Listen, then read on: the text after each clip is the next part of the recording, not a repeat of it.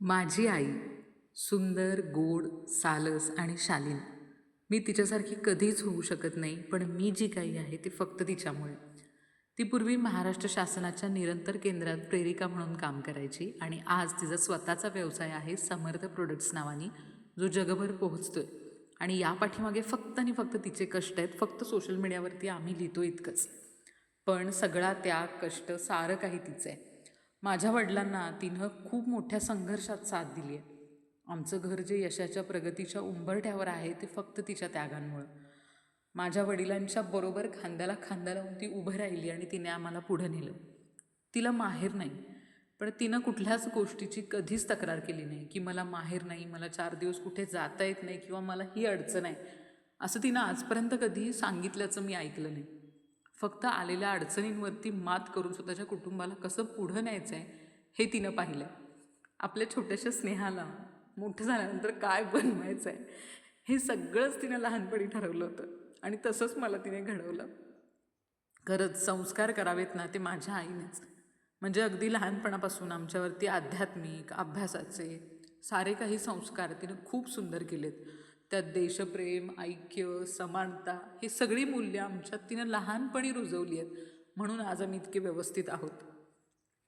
कधीच कुणाला उलटं बोलायचं नाही, दुखवायचं नाही, असे खूप म्हणजे खूप शालीन आहे ती, खूप गोड आहे.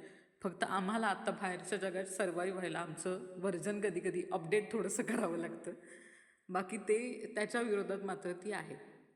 अनेकांनी, माझ्या आसपासच्या परिसरातल्या लोकांनी माझं करिअर होऊ नये म्हणून माझ्या बदनामीचा खूप मोठा घाट घातला होता.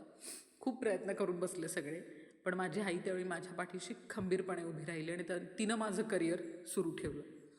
त्यानंतरसुद्धा असे बरेच प्रयत्न झाले, खूप काही काही केलं. आजसुद्धा मुद्दाम तिला त्रास द्यायला काही लोक लग्नाचं हे ते असं सुद्धा विचारत असतात. पण माझ्यासाठी काय योग्य आहे ना हे फक्त माझ्या आईला माहिती आहे. कारण आज जी स्नेहा मांगुरकर दिसतीये ना त्याच्या पाठीमागे सुगंधा मांगुरकरांचा खूप मोठा हात आहे, म्हणजेच माझ्या आईचा. त्यामुळे एका आईला आपल्या मुलीसाठी काय योग्य आहे ना हे फक्त तिला कळत असं, ते तिला इतरांनी कधीच शिकू नये असं मला वाटतं. आई असं म्हणतात ना की आईचे उपकार कधीच फेडता येत नाही. मला वाटतं माझ्या आईचे माहीत नाही किती जन्म घेतले तरी ते फिटणार नाही आहेत. ती फार सुंदर लिहिते आणि तिच्यामुळं मी लिहायला लागले. तिनं माझ्याकडून लहानपणी खूप छान भाषणं वगैरे सगळं काही करून घेतलं आहे, म्हणून मी आज इतकी सुंदर बोलते.